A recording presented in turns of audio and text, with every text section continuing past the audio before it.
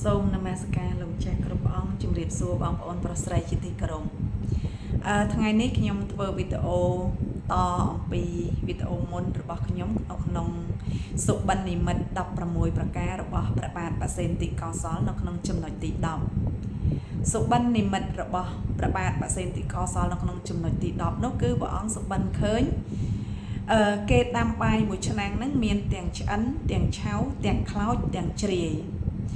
ជាធម្មតាក្នុងនាមព្រះអង្គដែលជាអ្នកគ្រងរាជ្យពេលណាដែលមានការសុបិនចម្លែកបែបនេះមានការផិតភ័យនឹកឃើញដល់រឿងកើតមហន្តរាយទៅដល់នគររបស់ព្រះអង្គ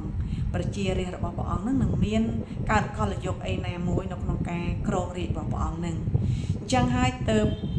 ព្រះបាទបសេនតិកោសលនឹងក៏យករឿងសុបិនរបស់ព្រះអង្គដែល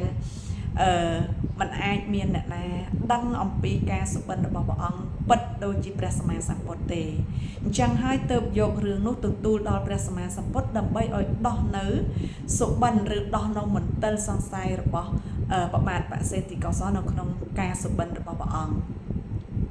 ពេលដែលព្រះសម្មាសម្ពុទ្ធបានស្ដាប់រឿងដែលព្រះបាទបសេនតិកោសលបានទូលហើយនោះព្រះអង្គបានព្យាករណ៍ថាសុបិននិមិត្តរបស់មហារាជពិតប្រាកដក៏ប៉ុន្តែពិតនៅក្នុងពេលអនាគតមិនមែនពិតនៅក្នុងបច្ចុប្បន្នដែលមហារាជកំពុងគ្រងរាជ្យនេះទេពេលនោះឯងបានព្រះសម្មាសម្ពុទ្ធបន្តថានៅក្នុងកាលអនាគតសភាពនៃសត្វលោកធ្លាក់ចុះនៅគុណធម៌ហើយសាសនារបស់ព្រះអង្គកាន់តែរាវទៅអញ្ចឹងធម្មជាតិទាំងឡាយហ្នឹងក៏មានសភាពអាក្រក់ឡើងទៅតាមគុណធម៌របស់សត្វលោកកាលណា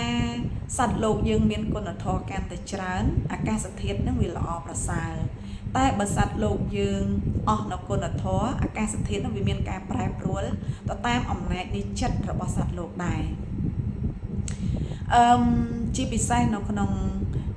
អាកាសធាតុដូចជារដូវប្រាំងបែរជាមានភ្លៀងហើយរដូវវស្សាបែរជារីងស្ងួតទៅវិញឬមួយក៏រដូវប្រាំងបែរជាមានព្យុះមានខ្យល់មានរន្ទះមានផ្គរអញ្ចឹងទៅដល់រដូវវស្សាទៅជាស្ងប់ស្ងាត់អញ្ចឹងក៏មានអញ្ចឹងការបំរែបំរួលនៅអាកាសធាតុនេះមិនមែនជាការបំរែបំរួលដែលគ្មានហេតុទេគឺព្រះអង្គបានព្យាករណ៍ទុកនៅជាង2000ឆ្នាំមុនរួចទៅហើយថារឿងគ្រប់យ៉ាងកើតបានផលដែលទទួលបានគ្រប់យ៉ាងនេះព្រោះតែមានហេតុខាងដើមអញ្ចឹងដូចជាយើងធ្វើហេតុអីបច្ចុប្បន្ននេះយើងមានអកុសលធម៌នឹងកើនឡើងអញ្ចឹងហេតុនៃអកុសលហ្នឹងរមែងបានផលមកនៅសេចក្តីអាក្រក់ហ្នឹងជាធម្មតានៅក្នុងការដែលព្រះអង្គបានត្រាស់សម្ដែងថាគុណធម៌ធ្លាក់ចុះគុណធម៌នៅក្នុងទីនេះសំដៅយកភាពស្មោះត្រង់ហើយបងប្អូនជាអ្នកតាមដាន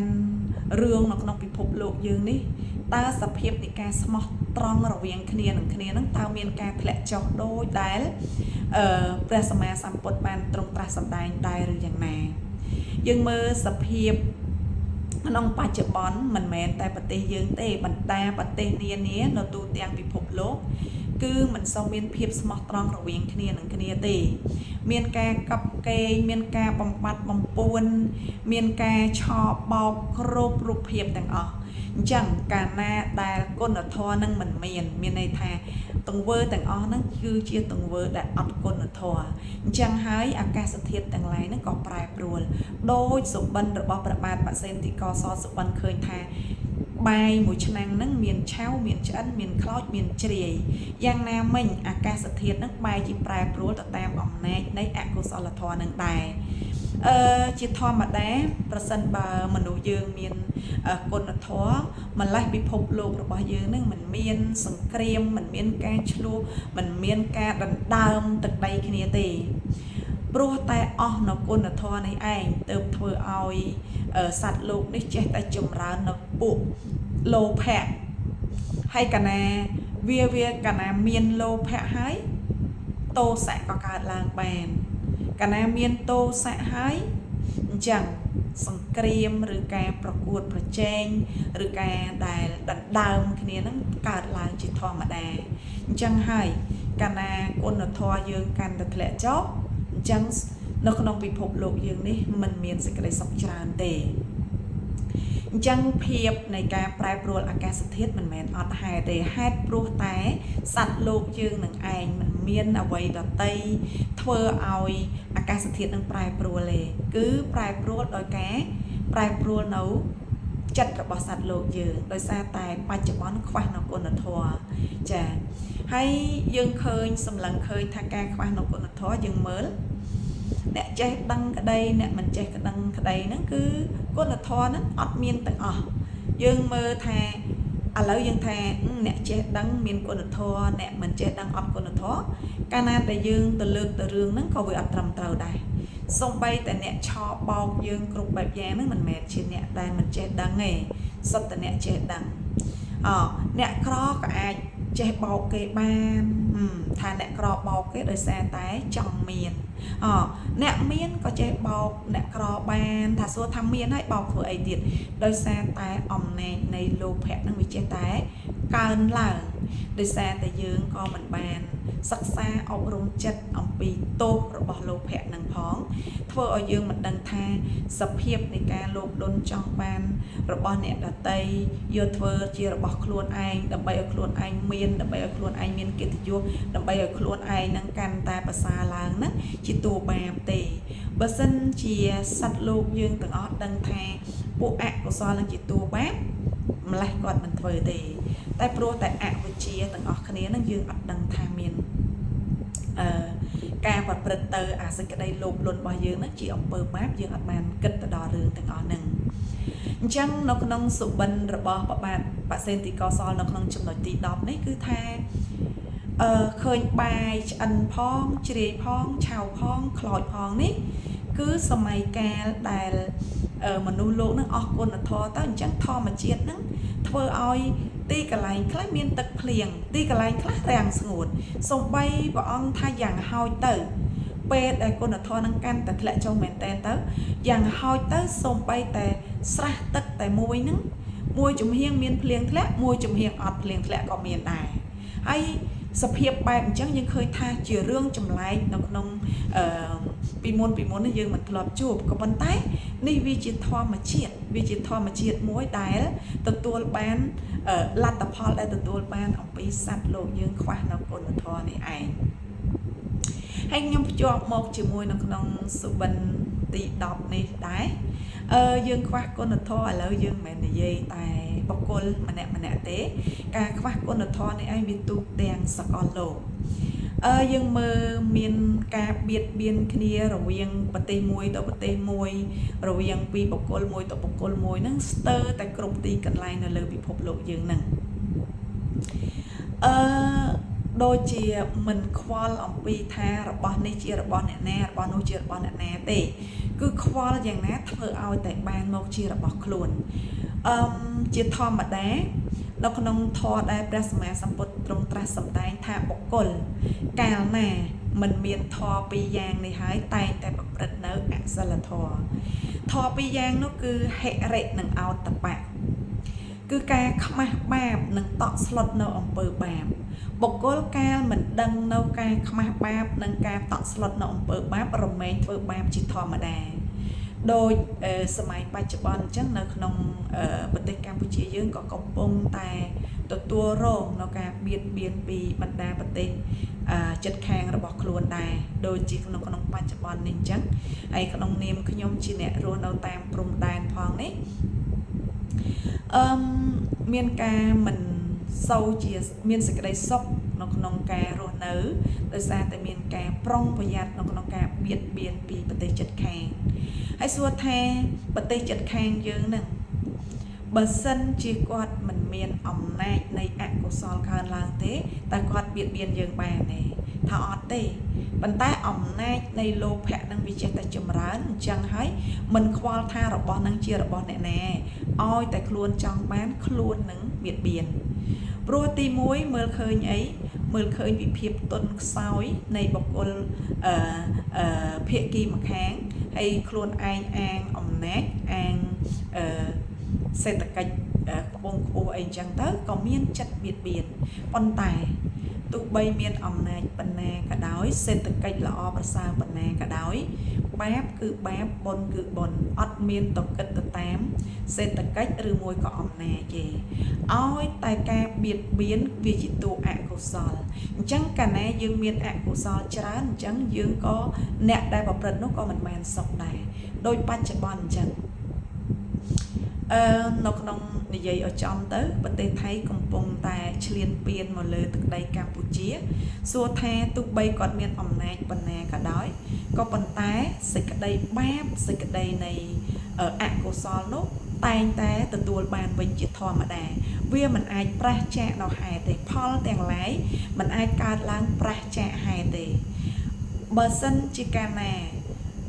ថៃនៅតែបៀតបៀនខ្មែរអកុសលនឹងកើនឡើងនៅប្រទេសគាត់កាន់តែច្រើនអញ្ចឹងក៏ខ្ញុំមាននៅក្នុងឆ្លៀតក្នុងឱកាសនេះក៏សូមសំណូមពរបងប្អូនប្រជាពលរដ្ឋខ្មែរយើងកុំមានការចង់ពៀជាមួយនឹងប្រទេសដែលកំពុងតែបៀតបៀនយើងដឹងហើយថាអ្នកបៀតបៀនយើងជាបុគ្គលអាក្រក់ក៏ប៉ុន្តែយើងកុំទៅដណ្ដើមភាពអាក្រក់នោះជាមួយនឹងគេព្រោះថាអាភាពអាក្រក់នេះវាជាតួអកុសលហើយកាលណាអកុសលកើតឡើងហើយជាធម្មតាផលរមែងបានទទួលនៅអកុសលវិញអញ្ចឹងយើងប្រឹងចម្រើនកុសលអញ្ចឹងការអត់ធន់នៅក្នុងការប្រើពាក្យសម្ដីខ្ញុំឃើញ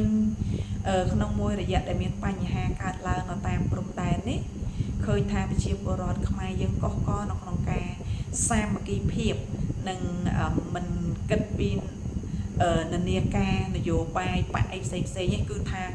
ស្រស់គ្នាណានៅក្នុងការពារទឹកដីការពារជាតិរបស់ខ្លួនកន្លែងហ្នឹងវាជាកម្លាំងសាមគ្គីមួយល្អមែនទែនប៉ុន្តែអ្វីដែលមានចំណុចខ្វះខាតនោះគឺប្រជាជនកម្ពុជាយើងតែងតែប្រើពាក្យដាក់បណ្ដាសាទៅលើប្រទេសថៃពាក្យដាក់បណ្ដាសាទៅលើប្រទេសថៃបើយើងគិតជាធម្មតាយើងថាសមហើយនៅពេលដែលថៃបៀតបៀនខ្មែរយើងគួរតែដាក់បណ្ដាសាអាហ្នឹងពាក្យយើងធម្មតាដែលយើងមិនបានយល់អំពីសច្ចធម៌ឬមួយក៏យល់អំពីពាក្យទូនមានរបស់ព្រះសម្មាសម្ពុទ្ធអញ្ចឹងទោះបីគេបៀតបៀនយើងយ៉ាងណាក៏ដោយបើសិនជាយើងមានការដាក់បណ្ដាសាក៏អាពាក្យដាក់បណ្ដាសារបស់យើងនោះវាជាអកុសលរបស់យើងដែរអញ្ចឹងយើងកុំបង្កើនអកុសលយើងត្រូវបង្កើនកុសលកាលណាប្រទេសយើងមានកុសលច្រើនប្រទេសយើងក៏ជួបសុខច្រើនកាលណាប្រទេសយើងបង្កើនអកុសលថៃបង្កើនអកុសលអញ្ចឹងក៏ជួបអីគេគ្រោះធម្មជាតិដូចយើងលើកឡើងខាងដើមអញ្ចឹងតែអកុសលច្រើនគ្រោះធម្មជាតិក៏កើតឡើងច្រើនតែអកុសលនឹងវាតិចគ្រោះធម្មជាតិក៏វាមានតិចយ៉ាងណាមិញនៅក្នុងនាមយើងជាកូនខ្មែរអញ្ចឹងយើងដឹងអំពីយើងអ្នកកាន់នៅពុទ្ធសាសនាយើងដឹងអំពីអកុសលនិងកុសលអញ្ចឹងយើងខំចម្រើននៅកុសលកុំចម្រើននៅអកុសលការដែលយើងដាក់បណ្ដាសាទៅប្រទេសថៃវាជាតួអកុសលរបស់យើងអញ្ចឹងកាលណាយើងមានអកុសលយើងក៏អាចជួបគ្រោះនឹងដូចគ្នាអញ្ចឹងទេយើងមិនបាច់ទៅដាក់បណ្ដាសាទេជាធម្មតាកម្មអត់មានតាមបណ្ដាសាទេកម្មកាលណាថៃធ្វើអាក្រក់លទ្ធផលតែទទួលវាត្រូវតែអាក្រក់មិនមែនមកពីយើងដាក់បណ្ដាសាទៅគេទទួលទេអញ្ចឹងបើយើងគិតទៅដល់ចំណុចហ្នឹងយើងអត់គួរដាក់បណ្ដាសាទេព្រោះអាពាក្យបណ្ដាសារបស់យើងហ្នឹងជាតួអកុសលរបស់យើងអញ្ចឹងថៃធ្វើបាបខ្មែរថៃជាអ្នកទទួលនៅបាបកម្មនោះកម្មអ្នកណាធ្វើអ្នកនឹងទទួលមិនចាំបាច់មានស្អីបញ្ជូនទៅទៀតក៏បានដែរដូចសប្តាហ៍ហ្នឹងខ្ញុំឃើញកូនខ្មែរយើងមានភាពមួយដែលប្រហែលជាគាត់មិនទាន់បានយល់ច្បាស់ពីបញ្ហាកម្មផលគឺគាត់ឃើញថាប្រទេសថៃធ្វើបាបខ្មែរអញ្ចឹងគាត់ដាក់បណ្ដាសាអាការដាក់បណ្ដាសាហ្នឹងវាជាតួអកុសលរបស់យើងដែរអញ្ចឹងបើយើងចង់កិច្ចអំពីគ្រោះធម្មជាតិចង់កិច្ចអំពីអំពើបាបយើងទាំងអស់គ្នាដែលជាកូនខ្មែរចម្រើនកុសល ចម្រើនកុសលរបៀបណាបើគេជិះជាន់យើងរឿងគេជិះជាន់យើងពាក្យថាចម្រើនកុសលនៅក្នុងទីនេះគឺការអត់ធន់ពាក្យសម្ដីអត់ធន់ក្នុងការដាក់បដាសាក៏ប៉ុន្តែយើងរកឧបាយក្នុងការដោះស្រាយឧបាយរបស់យើងរបស់យើងឲ្យតែជារបស់យើងភាពយុត្តិធម៌នៅតែមានអញ្ចឹងភាពយុត្តិធម៌នៅក្នុងប្រទេសយើងប្រាសាទរបស់យើងគឺយើងមានអក្សរសាស្ត្រនៅក្នុងប្រាសាទរបស់យើងគ្រប់ប្រាសាទទាំងអស់ហើយទោះបីថៃបន្លំយ៉ាងណាខំកែប្រវត្តិសាស្ត្រយ៉ាងណាក៏ប៉ុន្តែនៅជារបស់ខ្មែរសច្ចៈគឺរបស់អ្នកណាគឺរបស់អ្នកនោះហ្នឹងជាសច្ចៈឯងទោះបីជាថៃបន្លំយ៉ាងណាក៏នៅតែមិនបានដែរបើសិនជាបុគ្គលនោះមកយករបស់យើងបុគ្គលនោះនឹងទទួលរងនៅបាបកម្មយើងអត់ចាំបាច់ទៅថែមបណ្ដាសាដើម្បីឲ្យអកុសលនៅក្នុងប្រទេសយើងកើតទេកាលណាយើងដាក់បណ្ដាសាគេអាពាក្យបណ្ដាសានេះជាពាក្យអកុសលអញ្ចឹងកុំឲ្យមានអកុសលនៅក្នុងប្រទេសយើងអញ្ចឹងទេយើងខំចម្រើនកុសលមានន័យថាយើងប្រឹងប្រែងរកតាមផ្លូវច្បាប់ហ្នឹងហើយយើងរកវិធីអត់ធន់ធ្វើទៅតាមផ្លូវច្បាប់ដោយរាជរដ្ឋាភិបាលកំពុងតែធ្វើសប្ងៃអញ្ចឹងប្រជាជនរបស់យើងត្រូវការអត់ធ្មត់កុំជេរកុំដាក់បដាសាព្រោះការជេរការដាក់បដាសានេះក៏ជាផលប៉ះពាល់មួយដល់ជាតិទាំងមូលដែរការជេរការដាក់បដាសានេះធ្វើឲ្យអន្តរជាតិទាំងឡាយមើលឃើញយើងថាជាមនុស្សមិនល្អដូចគេដែរអញ្ចឹងយើងកុំនាំគ្នាទៅដណ្ដើមបាបជាមួយថៃអកុសលគាត់ដែលធ្លាប់ដណ្ដើមដីខ្មែរបានប៉ុន្មានដូចជាង37ខេត្តមែនទេកាលណាដែលអកុសលនឹងមានឱកាសឲ្យផលនឹងឲ្យឯងមិនបាច់បារម្ភទេដូចសប្ងៃអញ្ចឹងនៅសុកថៃបែរជាមួយឆ្លៀតពៀនខ្មែរបន្ថែមទៀតជួនកាលនេះជាអកុសលរបស់គាត់កើតឡើងផងក៏ថាបានដែរជាធម្មតាពេលរបស់ដែលគេបាត់បង់ហើយគេអនុគ្រោះគេរហូតដល់ចាប់ដៃគាត់ជាមិត្តបានទៀតនៅក្នុងប្រវត្តិសាស្ត្រខ្មែរកូនខ្មែរមួយណាដែលមិនដឹងថាទឹកដីខ្មែរនៅក្នុងទឹកដីថៃច្រើនប៉ុន្តែគេរឿងខ្លះរឿងចាស់គេបំភ្លេចចោលហើយរហូតដល់ចងជាមិត្តភាពជាមួយគ្នាទៀតផ្ដល់សេដ្ឋកិច្ចឲ្យទៅប្រទេសគាត់ច្រើនទៀតប៉ុន្តែអំណាចនៃការលោភលន់នេះឯងវាអត់ចេះឆ្អែតជួនកាលបាបនឹងវាច្រើនពេកវាអាចនឹងឲ្យផលនៅក្នុងបច្ចុប្បន្ននេះក៏ថាបានខ្ញុំនិយាយអំពីបាបឲ្យផលនឹងនិយាយមិនថាដោយសពថ្ងៃអញ្ចឹងនៅសុកថៃមកបៀតបៀនខ្មែរហើយប្រកាសប្រាប់អន្តរជាតិថាខ្មែរអ្នកបៀតបៀនថៃអាហ្នឹងវាជាតួអកុសលហ្នឹងវាធ្វើជំរុញឲ្យចិត្តថៃហ្នឹងទៅគិតអញ្ចឹងអាបាបកម្មហ្នឹងវាបណ្ដាលឲ្យចិត្តថៃហ្នឹងមកធ្វើអញ្ចឹងហើយបើសិនជាបាបកម្មមានដល់ថៃហើយយើងមិនចាំបាច់ដាក់បដាសាអីទៀតទេអញ្ចឹងសូមឲ្យកូនខ្មែររក្សាភាពថ្លៃថ្នូរព្រោះពេលនេះជាពេលដែលប្រកាសនៅលើពេលនេះកូនខ្មែរមានឱកាសដើម្បីប្រកាសឲ្យពិភពលោកដឹងថាកូនខ្មែរជាពូជសាសន៍ដែលល្អពូជសាសន៍ដែលចេះអត់ធន់ពូជសាសន៍ដែលចេះស្ដាប់គ្នាពូជសាសន៍ដែលសាមគ្គីពូជសាសន៍ដែលមានការអត់ធន់ច្រើនហើយស្វែងរកតែផ្លូវច្បាប់មកដោះស្រាយឃើញទេហ្នឹងឯងវាជាឱកាសមួយដែរបើខ្ញុំគិតទៅវាជាឱកាសសម្រាប់ខ្មែរយើងកសាងកេរ្តិ៍ឈ្មោះនៅលើឆាកអន្តរជាតិដែរនៅក្នុងបច្ចុប្បន្ននេះនៅក្នុងបច្ចុប្បន្ននេះទាំងគេទាំងយើងនៅលើពិភពលោកនេះតែមានបញ្ហានៅប្រទេសណាយើងផ្ដោតទៅលើប្រទេសហ្នឹងទាំងអស់តែគ្នាហ្នឹងឯងអញ្ចឹងពិភពលោកក៏គេកំពុងផ្ដោតអារម្មណ៍មកមើលប្រទេសកម្ពុជានិងប្រទេសថៃដែរអញ្ចឹង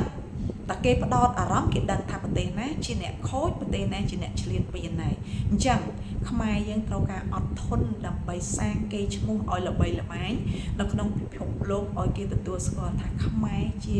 ពូជសាសន៍ដែលល្អពូជសាសន៍ដែលទៀងត្រង់ពូជសាសន៍ដែលគេជិះជាន់ហើយរើបំរាស់ដោយសន្តិវិធីអញ្ចឹងណាកាលណាផ្សព្វផ្សាយទៅដល់ពិភពលោកទាំងមូលថាខ្មែរជាមនុស្សស្លូតត្រង់មនុស្សត្រូវការភាពយុត្តិធម៌មនុស្សត្រូវការច្បាប់ជាចម្បងហើយ ប្រទេសណាក៏គេចង់មកទស្សនានៅប្រទេសខ្មែរយើងដែរហើយប្រទេសខ្មែរយើងមានធនធានប្រាសាទដ៏អស្ចារ្យដែលពិភពលោកមិនមានប្រទេសណាដែលគេមិនចង់មកទស្សនាប៉ុន្តែបើសិនជាភាព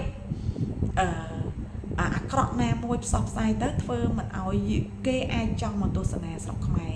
ប៉ុន្តែពេលនេះជាឱកាសដែលកូនខ្មែរទាំងអស់សាងគេឈ្មោះនៅក្នុងឆាកអន្តរជាតិនៅពេលនេះឯងព្រោះអន្តរជាតិផ្ដោតនៅពេលណាដែលមានប្រទេសមួយនិងប្រទេសមួយបៀតបៀនគ្នាអញ្ចឹងហើយជាឱកាសរបស់កូនខ្មែរអញ្ចឹងក្នុងនាមខ្ញុំជាខ្មែរសូមសំណូមពរទៅដល់កូនខ្មែរទាំងអស់មានការអត់ធន់ក្នុងពាក្យសម្ដីការដាក់បដាសាគឺ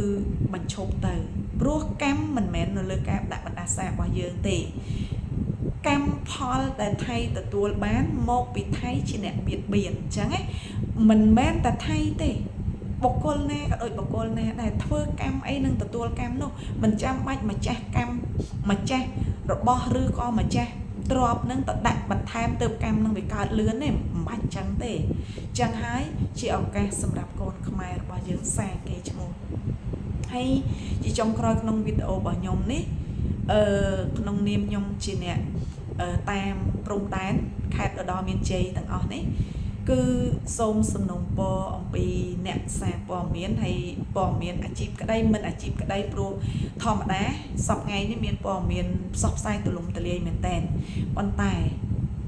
មានកន្លែងដែលខ្មែរយើងមិនល្អចំណុចនេះគឺមិនល្អមែនតើហ្មងផ្សាយព័ត៌មានដែលមិនមែនជាការពិតគឺឆ្លៀតឱកាសដើម្បីរកអ្នកគ្រប់គ្រងចេះតែយកព័ត៌មានបដិទ្ធយកមកនិយាយកាលណាយើងចែករំលែកព័ត៌មានមិនពិតប្រាកដនេះវាជាតួអកុសលមួយដែរអញ្ចឹងសូមបងប្អូនមានការប្រុងប្រយ័ត្ននៅក្នុងបងប្អូននៅតាមជាដែនដូចជាខ្ញុំជាដើមនេះគឺត្រូវការតាមដានព័ត៌មានណាដែលមានភាពជាក់លាក់កុំស្ដាប់ព័ត៌មានព្រោះព័ត៌មានឥឡូវនេះកំពុងតែបំពុលសង្គមច្រើនទាំងដែលប្រទេសជាតិកំពុងមានបញ្ហាមនុស្សបែបនោះគេហៅថាមនុស្សអាត្មានិយមជាមនុស្សពុះពេញទៅដោយអកុសលដូចឃើញការពីមួយថ្ងៃមុនដូចជាថ្ងៃទី18ហ្នឹងហើយថ្ងៃទី18មានការបែកសារសម្លេងរបស់នាយករដ្ឋមន្ត្រីថៃហើយជាមួយនឹងសម្ដេចតេជោស្រាប់តែខ្មែរយើងយកមកថានាយករដ្ឋមន្ត្រីថៃហ្នឹងបានចុះចេញពីតំណែងផ្សព្វផ្សាយពេញប្រទេសពេលដែលគេអន្តរជាតិគេបានដឹងថាកូនខ្មែរយើងហ្នឹងមិនមានភាពស្មោះត្រង់អាហ្នឹងក៏វាធ្វើឲ្យអាប់អោនប្រទេសជាតិដែរសូមមេត្តាផ្សាយព័ត៌មានណាដែលមានភាពច្បាស់លាស់មិនភូតមិនផលណាសូមប៉ុណ្ណឹងសូមឲ្យកសាងនៅក្នុងខណៈពេលនេះជាឱកាសសម្រាប់ខ្មែរកសាងកិត្តិយសនៅលើឆាកអន្តរជាតិកុំនាំគ្នាធ្វើឲ្យគេមើលមកថាខ្មែរយើងអាក្រក់ទាំងដែលយើងអត់បានអាក្រក់ទេប៉ុន្តែដោយការខ្វះការអត់ធ្មត់ដល់ពេលខ្វះការអត់ធ្មត់គេមើលមកថាយើងអាក្រក់ដែរអានឹងសូមឲ្យបងប្អូនចេះពិចារណានៅក្នុងហេតុការណ៍នេះផងកុំព្រោះតែលុយកុំព្រោះតែកិត្តិយសធ្វើអ្វីក៏ធ្វើដែរឲ្យតែមានការគ្រប់គ្រងនឹងមិនមែនជារឿងល្អទេនោះជារឿងអកុសលទេហ្នឹងហើយវីដេអូខ្ញុំមានប្រហែលប៉ុណ្ណឹងការប៉ັດវីដេអូរបស់ខ្ញុំនេះចូលសាច់រឿងច្រើនហ្នឹងដោយសារអីដោយសារខ្ញុំចង់ភ្ជាប់ក្នុងវីដេអូហ្នឹងតែមួយដើម្បីឲ្យសមស្របនៅក្នុងសម័យកាលដែលថាអកុសលធម៌ហ្នឹងធ្លាក់ចុះណាអញ្ចឹងវីដេអូរបស់ខ្ញុំមានប្រហែលប៉ុណ្ណឹងបើមានការខុសឆ្គងក៏សូមខន្តីអភ័យទោសចំពោះខ្ញុំផងក្នុងគោលបំណងចង់ឲ្យកូនខ្មែររបស់យើងសាងគេឈ្មោះល្អតែប៉ុណ្ណោះចាសូមនមស្ការលានិងជម្រាបលា